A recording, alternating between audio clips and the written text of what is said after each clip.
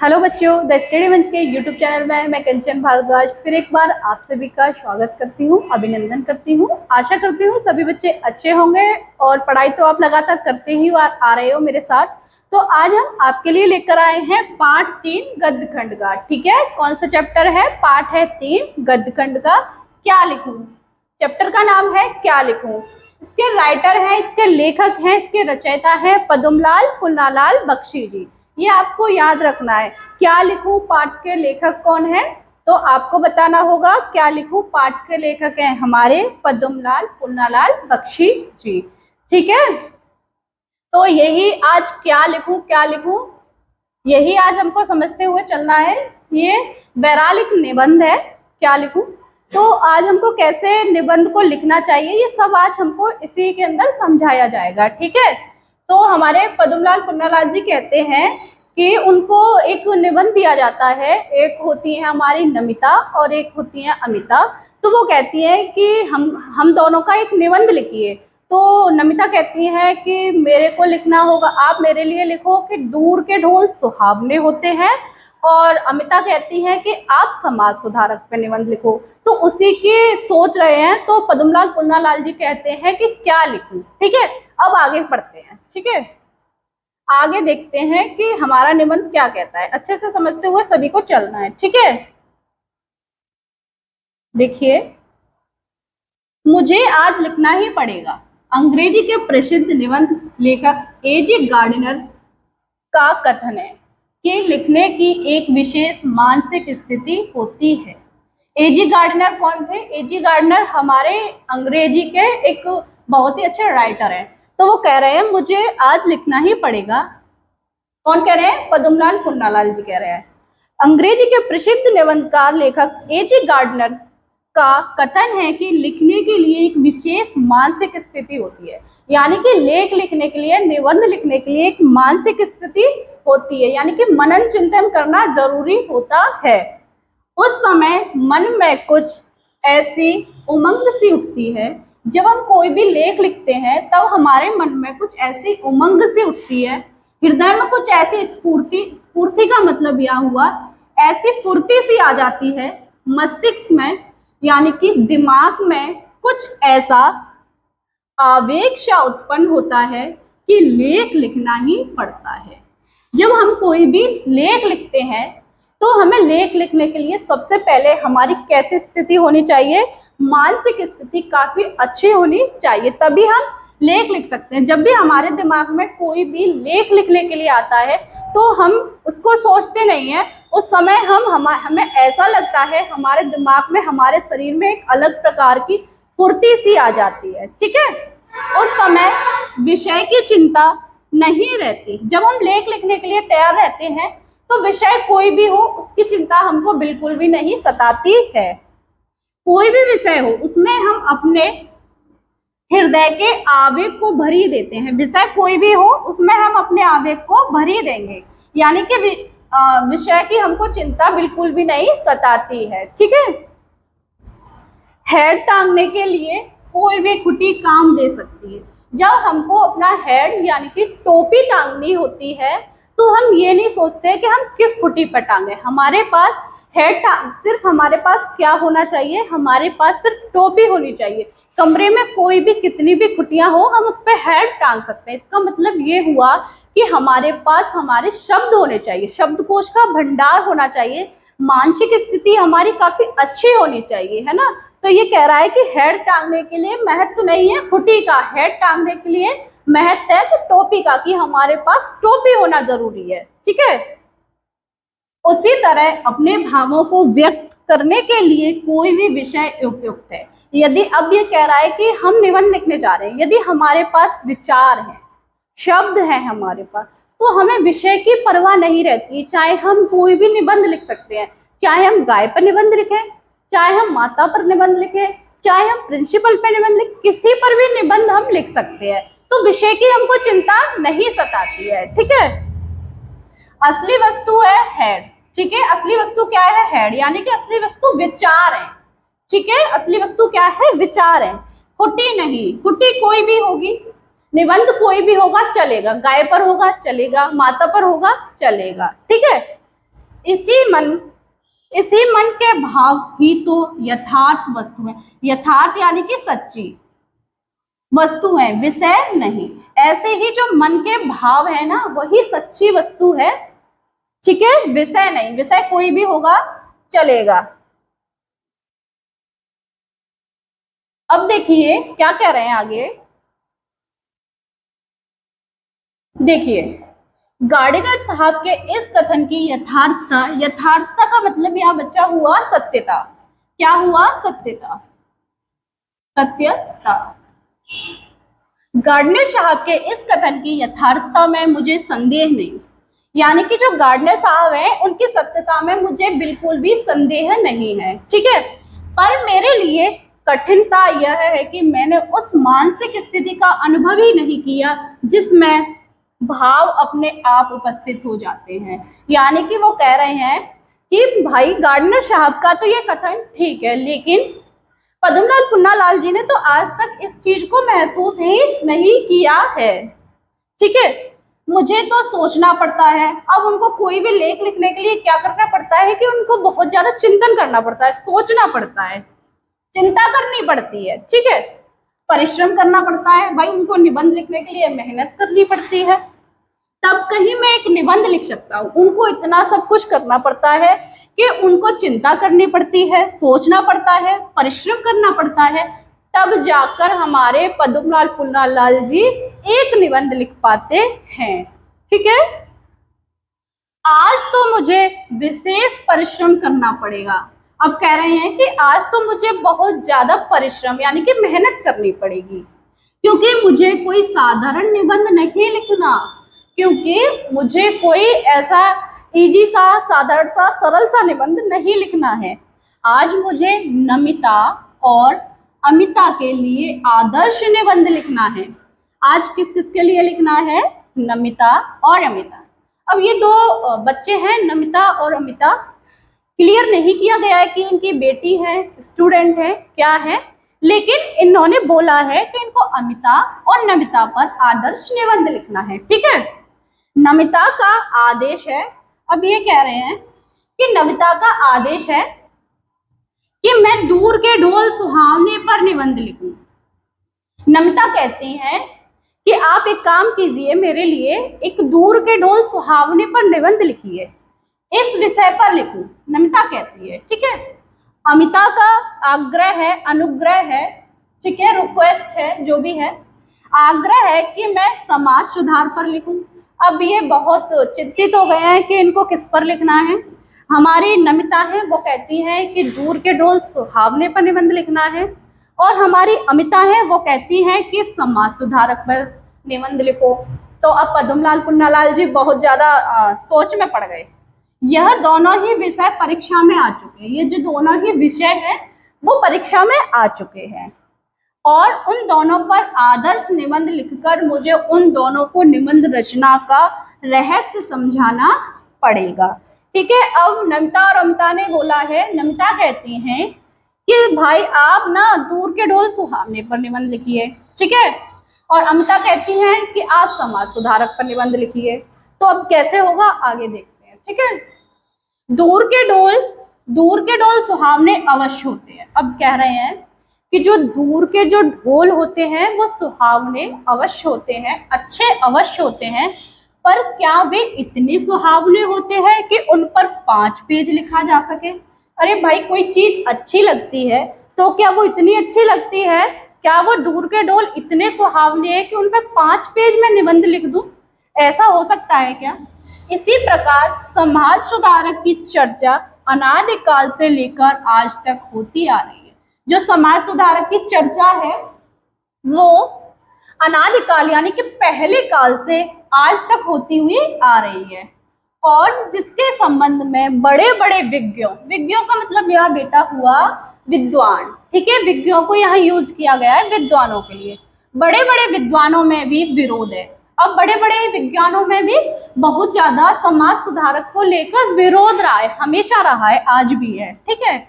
उसको मैं 5 पेज में कैसे लिख दूं? अब वो कह रहे हैं इतना विरोध है, अब उसको मैं 5 पेज में आखिर कैसे लिख दूं? समझ तो आ रहा है ना? हाँ जी, चलिए आगे। मैंने सोचा कि सबसे पहले निबंध शास्त्र के आचार्यों की सम्मति जान लूं। उन्होंने क्या सोचा कि सबसे पहले जो निबंध शास्त्र है ना, उनकी सम्मति यानी उनकी राह जान लूं कि वो आखिर क्या कहना चाहते हैं। पहले यह तो समझ लूं कि आदर्श निबंध है क्या। अब वो कह रहे हैं कि पहले मैं जो निबंधकार थे, शास्त्रकार थे, उनकी राह जान लूं कि आखिर जो ये निबंध है क्या, वह कैसे लिखा जाता है, आखिर निबंध है क्या, यह कैसे लिखा जाता है। तब फिर मैं विषय की चिंता करूंगा। तब वो कहते हैं तब मैं उसके बाद में विषय की चिंता करूंगा। इसलिए मैंने निबंध शास्त्र के कई आचार्यों की रचना देखी। इसलिए उन्होंने क्या किया, निबंध शास्त्र के कई आचार्यों की रचना देखी। ठीक है। अब कहते हैं कि एक विद्वान का कथन है।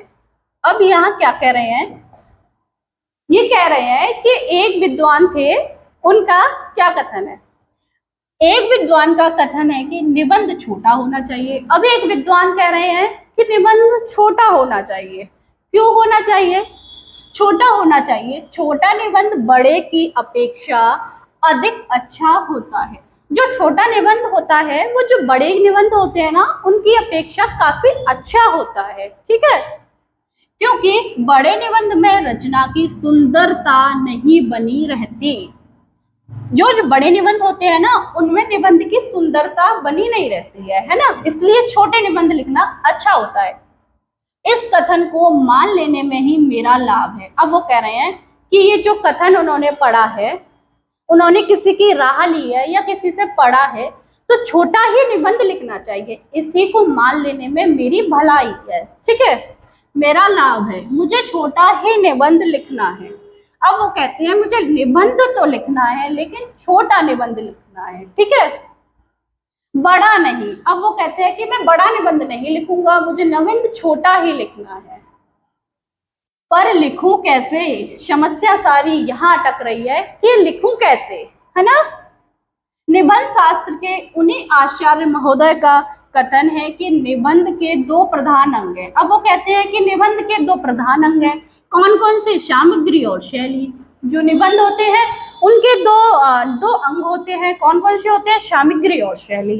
पहले तो मुझे सामग्री एकत्र करनी होगी, यानी कि पहले तो मुझे कच्चा माल यानी कि विचार एकत्रित करने होंगे, तभी तो पक्का माल मिलेगा। ठीक है, पहले तो मुझे सामग्री एकत्र करनी होगी, विचार यानी कि विचार समूह संचित करने होगा। ठीक है, इसके लिए मुझे मनन करना चाहिए। इसके लिए उनको मनन करना चाहिए। क्या करना चाहिए? यानी कि चिंतन करना चाहिए। ठीक है, यह तो सच है। क्या सच है भाई? यह तो सच है कि जिसने जिस विषय का अच्छा अध्ययन किया है, उसके मस्तिष्क में उस विषय के विचार आते हैं। बिल्कुल सही बात है। ये बात एकदम 100% ठीक है, करेक्ट है। जो जिस स्टडी को करता रहता है, जिस विषय पर करता रहता है, अभी हम हिंदी पढ़ रहे हैं, हिंदी को इतना अच्छे से पढ़ लेंगे तो हमारा जो मन है, मनन चिंतन है, हमारा उसी पर लगा रहेगा। ठीक है, जिस विषय का अच्छा अध्ययन किया है, मस्तिष्क में उस विषय के विचार आते रहते हैं। यदि हम हिंदी पढ़ रहे हैं, अच्छे से उसकी स्टडी कर लेंगे तो उसी का विचार हमें लगातार आता रहेगा, है ना। पर यह कौन जानता था कि दूर के ढोल सुहावने पर भी निबंध लिखने की आवश्यकता पड़ेगी। अरे भाई, ये तो कोई भी नहीं जानता था कि दूर के ढोल सुहावने पर भी लिखने की आवश्यकता पड़ेगी, आवश्यकता होगी। तब क्या होगा? यदि हम बात पहले ज्ञात होती, कह रहे हैं यदि ये बात पहले ज्ञात होती कि दूर के ढोल सुहावने पर भी निबंध लिखा जाएगा, वो कह रहे हैं कि ये बात अगर पहले ज्ञात होती तो पुस्तकालय में जाकर इस विषय का अनुसंधान, अनुसंधान का मतलब यहाँ होता है बच्चा, अनुसंधान यानी कि रिसर्च कर लेते। यदि यह बात पहले ज्ञात होती तो पुस्तकालय में जाकर इस विषय पर वो रिसर्च कर लेता। पर अब समय नहीं, पर अब इतना समय नहीं है कि वो पुस्तकालय में जाए और अपना टाइम वेस्ट वहां पर करें। अब उनके पास उतना समय नहीं है। मुझे तो यही बैठकर 2 घंटे में निबंध तैयार कर देना होगा। अब कह रहे हैं कि मुझे तो 2 घंटे ही मिले हैं और यही बैठकर मुझे निबंध तैयार करना है ना। यहाँ ना तो विश्वकोश है, यहाँ ना तो कोई विश्वकोश है और ना कोई ऐसा ग्रंथ है जिनमें इन विषयों की सामग्री उपलब्ध हो। यहाँ मेरे पास ना तो कोई विश्वकोश है और ना ही ऐसा कोई ग्रंथ है जिसमें ऐसी कोई सामग्री उपलब्ध हो। अब तो मुझे अपनी ही ज्ञान पर विश्वास कर लिखना होगा। अब कह रहे हैं यहाँ मेरे पास कोई भी चीज अवेलेबल नहीं है, कोई भी चीज नहीं है मेरे पास, अब मुझे खुद के ही ज्ञान को विश्वास करके लिखना होगा। ठीक है, समझ आ रहा है ना? जल्दी तो नहीं हो रहा ना? चैप्टर थोड़ा बड़ा है इसलिए थोड़ा सा जल्दी तो होगा। ठीक है, अब देखिए क्या कह रहे हैं। विज्ञों का कथन है, विज्ञों का मैं बता चुकी हूँ आपको, विद्वानों का। ठीक है, विद्वानों का कथन है कि निबंध लिखने के पहले उसकी रूपरेखा बना लेनी चाहिए। अब विद्वान कहते हैं यदि हम कोई भी निबंध लिखने जा रहे हैं तो बेटा हमें सबसे पहले क्या करना चाहिए, हमें उसकी रूपरेखा तैयार कर लेनी चाहिए। ठीक है, कर लेनी चाहिए। अतएव सबसे पहले मुझे दूर के डोल सुहाने की रूपरेखा बनानी है। अब कहते हैं कि मुझे सबसे पहले दूर के डोल सुहावने की एक रूपरेखा तैयार करनी पड़ेगी। मैं सोच ही नहीं सकता, अब वो कह रहे हैं मैं सोच ही नहीं सकता कि एक वेट, बाहर के हॉर्न पे कोई भी ध्यान नहीं देगा, वो डिस्टर्ब है, चलता रहता है थोड़ा थोड़ा, तो आपको यही ध्यान लगाना है। ठीक है, कहाँ चल रहे थे आप? मैं सोच ही नहीं सकता कि इस विषय की कैसी रूपरेखा है। मैं सोच ही नहीं सकता कि इस विषय की कैसी रूपरेखा है। मैंने अक्सर देखा है जब मैं क्लास लेती हूँ तो या तो हमारा इन्वेटर हमको डिस्टर्ब करता है, आज भाई इन्वेटर शांत है, लेकिन आज हमारी बस ने हमें डिस्टर्ब किया है। कोई नहीं, चलता रहता है, हमें तो सिर्फ पढ़ने से मतलब है। ठीक है, बाहर की बातों से कोई मतलब लेना देना है नहीं। तो देखते हैं आगे क्या कहते हैं। कहाँ थे हम? निबंध लिख लेने के बाद मैं उसका सारांश कुछ इसी वाक्यों में भले ही लिख दूं, पर निबंध लिखने के पहले उसका सार 10-5 शब्दों में कैसे लिखा जाए। अब उनको समझ नहीं आ रहा कि वो कैसे लिखें, उसका सार आखिर 10-5 अक्षरों में कैसे लिखें। क्या सचमुच हिंदी के सब विज्ञ, यानी कि क्या सचमुच हिंदी के सभी विद्वान लेख पहले अपने अपने निबंधों के लिए रूपरेखा तैयार कर लेते हैं? क्या कह रहे हैं, क्या जो विद्वान हैं वो लेख लिखने से पहले निबंधों की रूपरेखा तैयार कर लेते हैं? एजी गार्डनर, एजी गार्डनर मैं बता चुकी हूँ कौन थे। ठीक है, एजी गार्डनर को तो अपने लेखों का शीर्षक बनाने में ही सबसे अधिक कठिनाई होती थी। हाँ बेटा, ऐसा हुआ है, जो एजी गार्डनर थे वो अपना निबंध का शीर्षक ही नहीं बना पाते थे, उनको कठिनाई सबसे ज्यादा शीर्षक बनाने में ही होती थी। निबंध तो पूरा लिख देते लेकिन शीर्षक, उसका नाम क्या दें, वो बनाने में उनको बहुत ज्यादा कठिनाई होती थी। उन्होंने लिखा है कि मैं लेख लिखता हूँ, उन्होंने लिखा है, अब वो बता रहे हैं, उन्होंने लिखा है कि मैं लेख लिखता हूँ और शीर्षक देने का भार मैं अपने मित्रों पर छोड़ देता हूँ। अब वो कह रहे हैं कि मैं लेख तो लिख देता हूँ लेकिन शीर्षक का भार वो अपने मित्रों पर, फ्रेंडों पर छोड़ देते हैं। उन्होंने यह भी लिखा है कि शेक्सपियर को भी नाटक लिखने में उतनी कठिनाई ना हुई होगी। ये भी एक हमारे साइंटिस्ट हैं, साइंटिस्ट कह रही हूँ, राइटर हैं। शेक्सपियर को भी नाटक लिखने में उतनी कठिनाई ना हुई होगी जितनी कठिनाई नाटकों के नामकरण में होगी। अब वो क्या कह रहे हैं कि उतनी कठिनाई नहीं होती जितनी कठिनाई उनको नाटकों के नाम रखने में होती है। सबसे ज्यादा कठिनाई उनको कहाँ मिलती है? नाटकों के नाम लिखने में। तभी तो घबराकर, तब एक दिन उन्होंने क्या किया, वो घबराकर उन्होंने क्या किया, नाम न रख सकने के कारण उन्होंने, तब वो घबराकर उन्होंने क्या किया एक दिन, शेक्सपियर ने, हमारे ने, कि नाम न रख सकने के कारण उन्होंने, वेट, हाँ, नाम जरा सा टच होने पर इसको, नाम न रख सकने के कारण उन्होंने अपने एक नाटक का नाम रखा जैसा तुम चाहो। अब उनको नाम नाटक का इतना टफ लगता था कि वो टाइटल क्या दें, तो उन्होंने क्या किया, अपने मित्रों से बोल दिया या जिससे भी बोला उन्होंने बोल दिया कि जैसा तुम चाहो। उन्होंने लिख तो दिया लेकिन उनको समझ नहीं आया कि इसको टाइटल क्या देना है, तो उन्होंने बोल दिया जैसा तुम चाहो। इसलिए मुझसे तो यह रूपरेखा तैयार नहीं होगी। अब हमारे पद्मलाल पुन्नालाल जी कह रहे हैं कि अब मुझसे तो ये रूपरेखा तैयार नहीं होगी, अब मुझे शैली निश्चित करनी है, अब मुझे शैली निश्चित करनी है। आचार्य महोदय का कथन है, जो हमारे आचार्य महोदय थे उनका कथन है कि भाषा में प्रवाह होना चाहिए, यानी कि भाषा में एक लय प्रवाह होना चाहिए, है ना, प्रवाह होना चाहिए। इसके लिए वाक्य छोटे छोटे हो, इसके लिए जरूरी है कि वाक्य बहुत छोटे छोटे होने चाहिए, पर एक दूसरे से संबंध हो। वाक्य छोटे हो लेकिन एक दूसरे से अटैच हो, ठीक है, संबंध हो।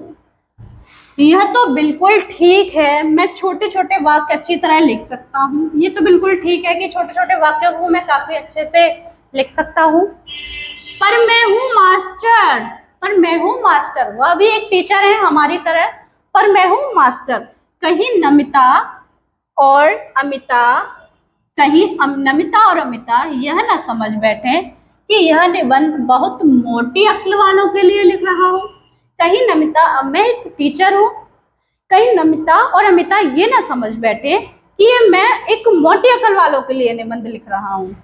अपनी विद्वता का प्रदर्शन करने के लिए, अपना गौरव स्थापित करने के लिए यह आवश्यक है कि वाक्य कम से कम आधे पृष्ठ में तो समाप्त हो।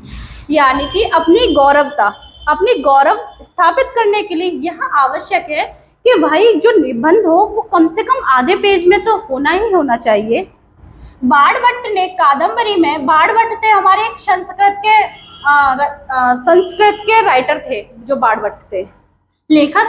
बाणभट्ट के कादम्बरी में ऐसे ही वाक्य लिखे हैं, जो बाणभट्ट की कादम्बरी है ना बेटा, उसमें एक बहुत बड़े बड़े संस्कृत में शब्द लिखे गए, यानी एक शब्द इतना बड़ा है कि पढ़ने में ऐसा लगेगा कि ये पूरा सेंटेंस लिखा हुआ है, इतना बड़ा बड़ा उन्होंने कादम्बरी में लिखा है बाणभट्ट ने।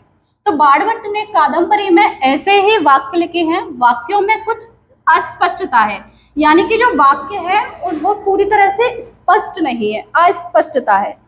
आप कहते हैं कि वाक्यों में कुछ अस्पष्टता भी चाहिए। अब वाक्यों में जो है कुछ अस्पष्टता भी चाहिए होती है, क्योंकि यह अस्पष्टता दुर्बोधता गंभीर ला देती है। जो ये अस्पष्टता है ना, वो अस्पष्टता दुर्बोधता गंभीरता ला देती है, यानी कि लोग सोचने पर मजबूर हो जाते हैं। इजी निबंध में हम कोई भी शब्द लिख देंगे तो इतना इंटरेस्ट लेके कोई भी नहीं पढ़ेगा, इजी है, हवा में पढ़ लेगा। लेकिन जब उसमें अस्पष्टता होगी, थोड़ी कठिनाई होगी, तो उसे पढ़ने में रुचि लेंगे, ठीक है, ला देती है। इसलिए संस्कृत के प्रसिद्ध कवि श्री हर्ष ने जानबूझकर, अब ये कहते हैं संस्कृत के एक प्रसिद्ध कवि हैं श्री हर्ष, उन्होंने जानबूझकर अपने काव्य में ऐसी गुत्थियों को डाल दी है उन्होंने। इसलिए संस्कृत के प्रसिद्ध कवि हैं श्री हर्ष ने जानबूझकर अपने काव्य में ऐसी गुत्थियों को डाल दी है जो अज्ञों के, यानी कि जो अज्ञ हैं, जिनके ना सुलझ सके, जो यानी कि आसानी से ना सुलझ सके। और सेनापति ने भी अपनी कविता मूढ़ों के लिए दुर्बोध कर दिया। मूढ़ों का मतलब होता है जो मोटी बुद्धि वाले लोग होते हैं ना, उनके लिए बोला जा रहा है।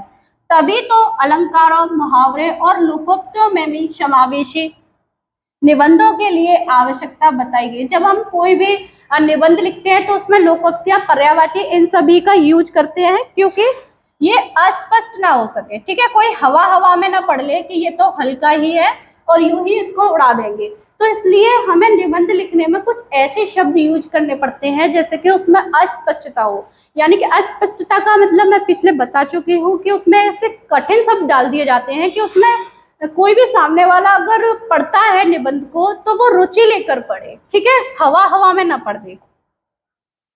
अब कहते हैं कि अंग्रेजी, अब देखिए क्या होता है, जो अंग्रेजी के निबंधकारों ने एक दूसरी पद्धति को अपनाया है। जो अंग्रेजी के जो हमारे निबंधकार हैं ना, उन्होंने तो अलग ही पद्धति को अपना लिया है, ठीक है।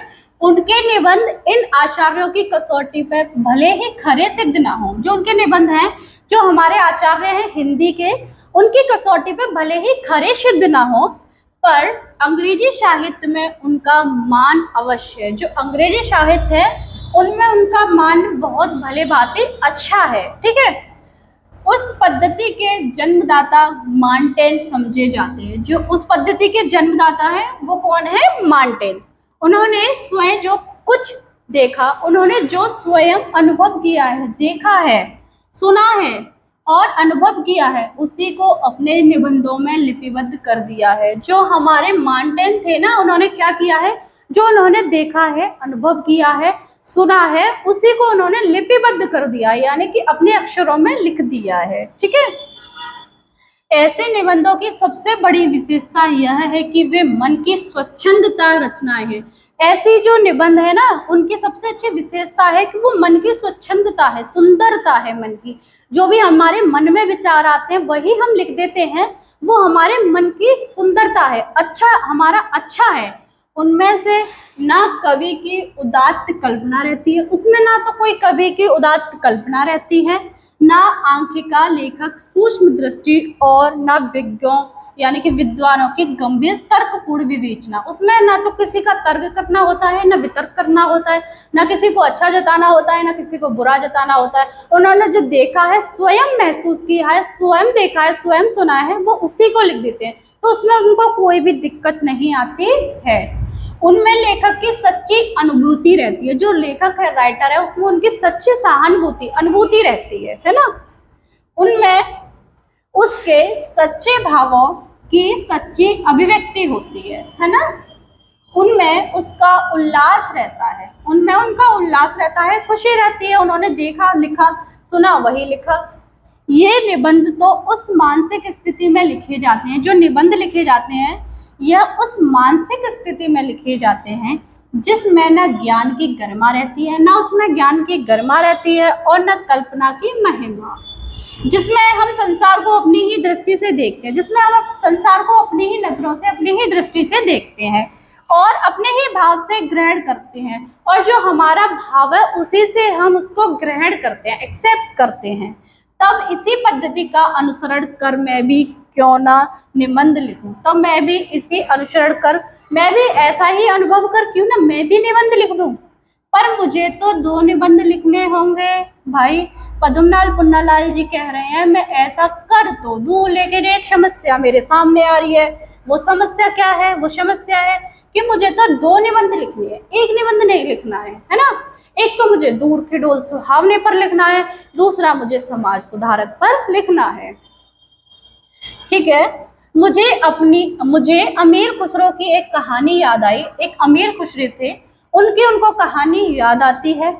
एक बार प्यास लगने पर वे एक कुएं के पास पहुंचे। बहुत ही इंटरेस्टिंग कहानी है, आपने भी सुनी होगी।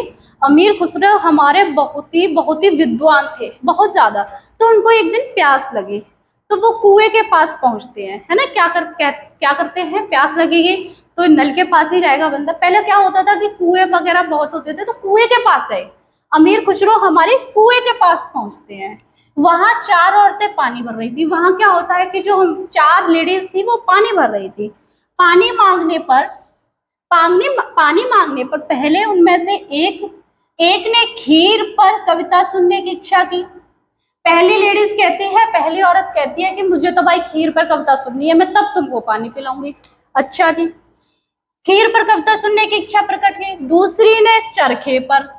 अब जो दूसरी लेडीज थी वो कहती है कि भाई मुझे तो चरखे पे कविता सुनाओ, तब मैं आपको पानी पिलाऊंगी। जी चलो आगे देखते हैं।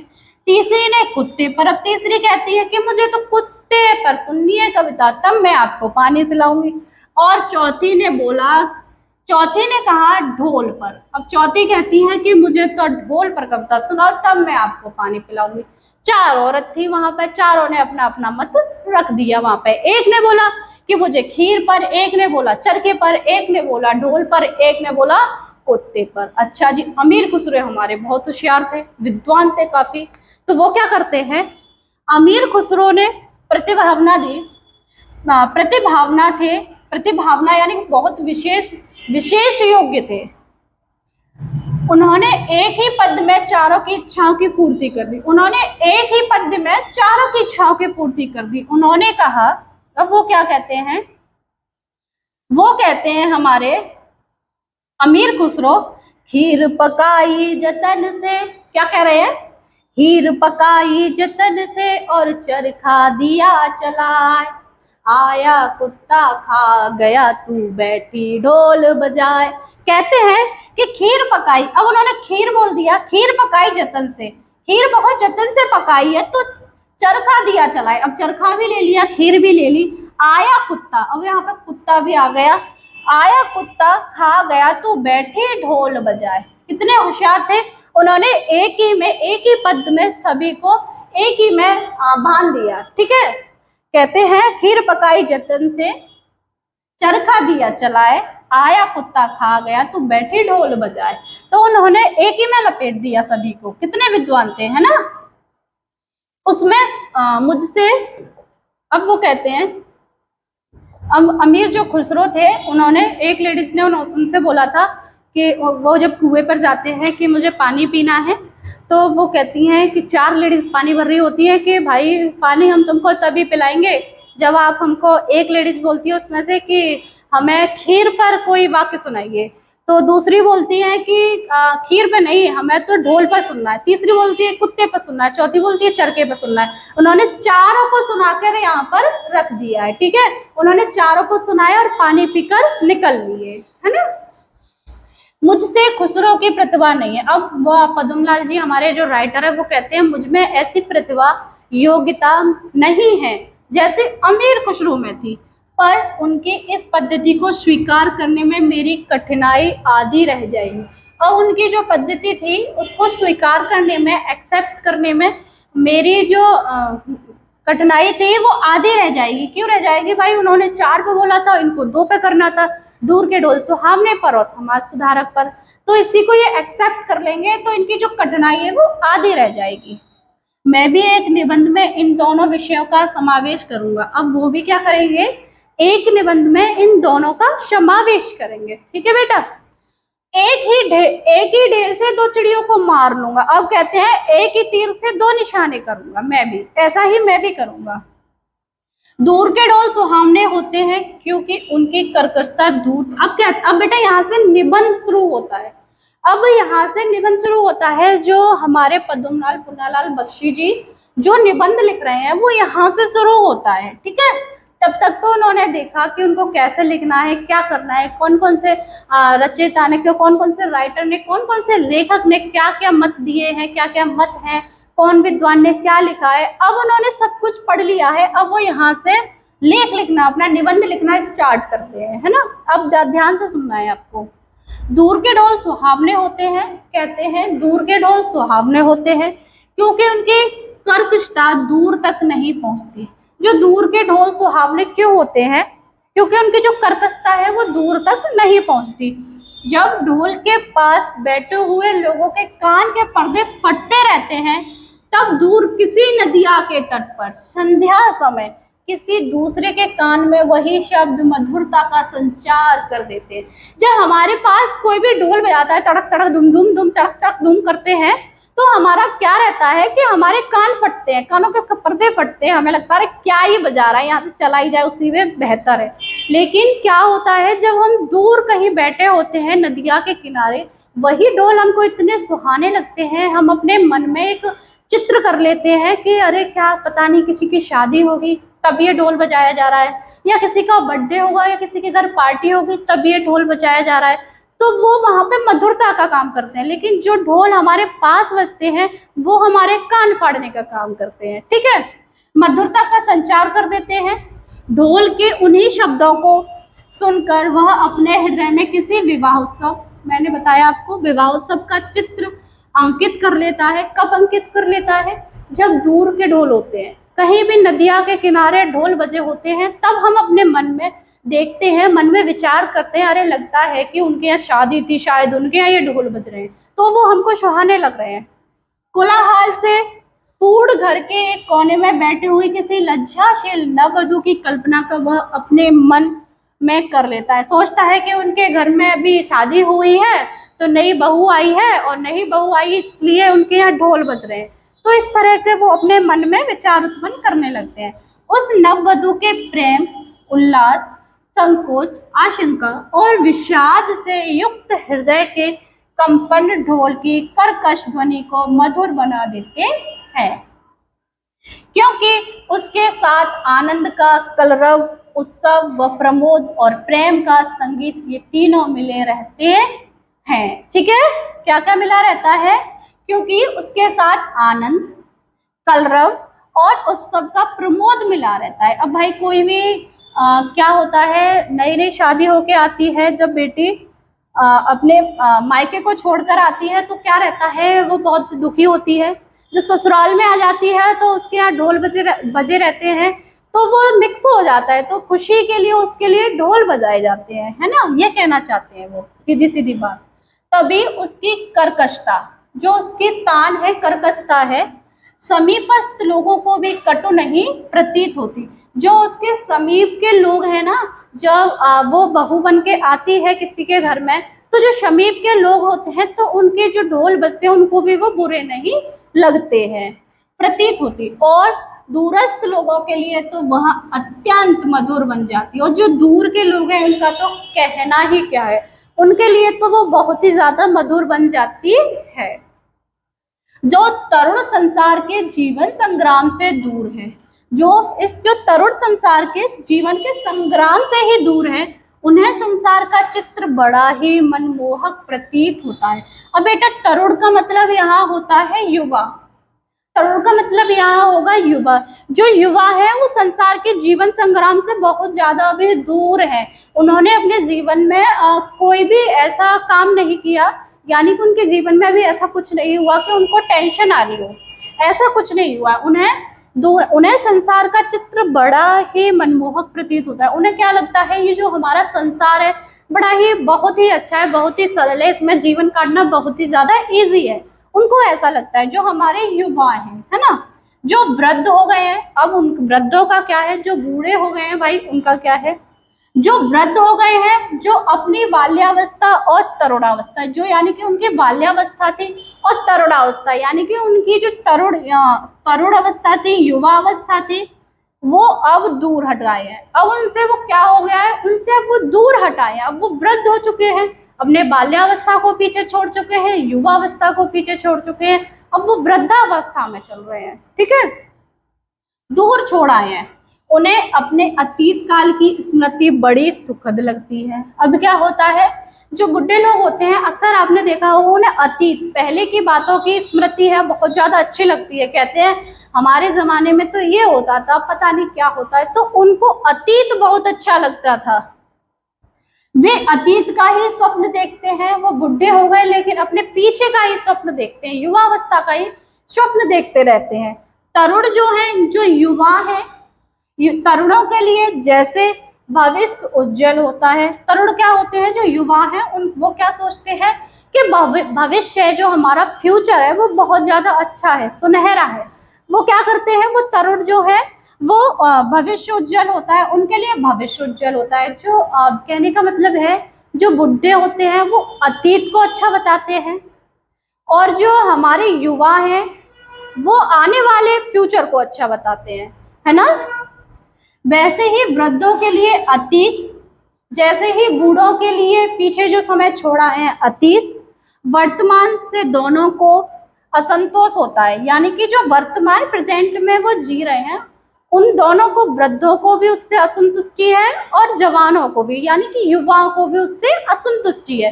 दोनों अपने प्रेजेंट से, अपने वर्तमान से दोनों खुश नहीं है ना। तरुण भविष्य को वर्तमान लाना चाहते हैं, जो तरुण हैं वो भविष्य को वर्तमान में लाना चाहते हैं। अब तरुण क्या सोचते हैं, जो हमारा भविष्य होगा ना, जैसे हम डॉक्टर बनेंगे, इंजीनियर बनेंगे, टीचर बनेंगे, कोई समाज सुधारक बनेगा, कोई कुछ बनेगा, कोई कुछ बनेगा, वो क्या सोचते हैं, वो आज ही हो जाए, प्रेजेंट में ही हो जाए। तो वो भविष्य को वर्तमान में लाना चाहते हैं, जो हमारे युवा है। और जो वृद्ध हैं वो अतीत को खींचकर वर्तमान में, जो हमारे वृद्ध हैं, जो बूढ़े हैं, वो चाहते हैं कि ये हमारा हम क्या करें कि अतीत में पहुंच जाए, अपने पिछले जो अपनी स्टेज को छोड़कर आए हैं हम उसमें पहुंच जाए। अब बेटा अपने प्रेजेंट से खुश कोई भी नहीं है, ना तो युवा खुश है और ना ही वृद्ध खुश है, खुश कोई भी नहीं है अपने प्रेजेंट से। अब देखना चाहते हैं कि तरुण क्रांति के समर्थक होते हैं और वृद्ध अतीत और गौरव के संरक्षक। अब क्या होता है, जो तरुण होते हैं वो क्रांति के समर्थक होते हैं और वृद्ध होते हैं जो वो अतीत के, गौरव के। इन्हीं दोनों के कारण वर्तमान सदैव क्षुब्ध रहता है। इन्हीं दोनों के कारण वर्तमान सदैव क्षुब्ध रहता है, यानी कि भिन्न रहता है। क्या होगा कि यदि तरुण और वृद्ध एक हो जाएं तो वर्तमान काफी अच्छा हो जाएगा, लेकिन ऐसा हो ही नहीं सकता है। और इसी से वर्तमान काल सदैव सुधारकों का काल बना रहा है। इसीलिए क्या होता है, जो वर्तमान काल होता है ना, सदैव सुधारकों का कार्य बना रहा है कि वर्तमान सुधरेगा, आज सुधरेगा, कल सुधरेगा, आज सुधरेगा, कल सुधरेगा, इसी में निकलता जा रहा है जीवन सारा। तो मनुष्य जाति के इतिहास में कोई ऐसा काल ही नहीं है, जो मनुष्य जाति का इतिहास हुआ है आज तक, उसमें ऐसा कोई भी काल ही नहीं हुआ है जब सुधारों की आवश्यकता ना हुई हो। ऐसा कोई काल ही नहीं हुआ है जिसमें सुधारकों की आवश्यकता ना हुई हो। कितना भी अच्छा हो जाए फिर भी सुधार चाहिए, कितना भी बेकार हो जाए फिर भी सुधार चाहिए। अच्छा होगा तो बेकार होगा तो सुधार चाहिए चाहिए, लेकिन अच्छा हो जाएगा फिर भी उसमें प्रेजेंट में सुधार ही चाहते हैं वो। तभी तो आज तक कितने ही सुधारक हो गए, तभी तो आज तक बेटा कितने सुधारक हो गए। आज देखो ऐसा ही होता है, ये दुनिया का खेल है। यहाँ आज मैं खड़ी हूँ, यहाँ कल कोई और खड़ा होगा, परसों कोई और खड़ा होगा, तो ये हमारा ऐसा ही चलता रहता है। ऐसा नहीं होता है कि परमानेंटली यहाँ पर कोई रुका हो, ऐसा बिल्कुल भी नहीं होता है ना। तभी तो आज तक कितने ही सुधारक हो गए, न जाने कितने आज तक सुधारक हो गए होंगे और न जाने कितने अभी तक होंगे, है ना। पर सुधारों का अंत कब हुआ है? अब ये सुधारक है जो हमारे, उनका अंत नहीं है। कब हुआ है उनका अंत? उनका अंत नहीं हुआ।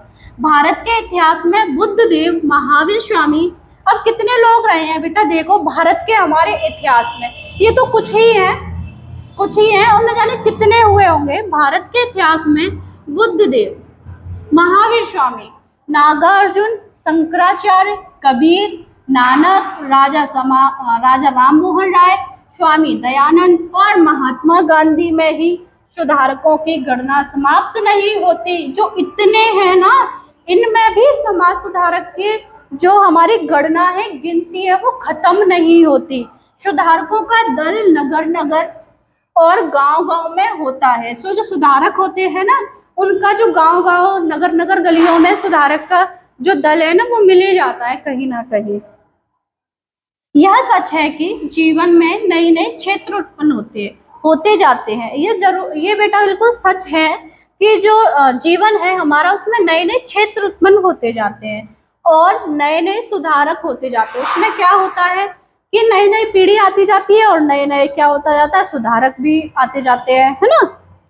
नए नए सुधारक होते जाते हैं। ना दोषों का अंत है, ना तो भाई देखो दोषों का अंत है, और ना सुधारकों का। ना तो दोष ही कम हो रहे हैं, अब दोष ही कम नहीं होंगे तो भाई सुधारक कम कैसे हो जाएंगे, सुधारक तो और बढ़ेंगे।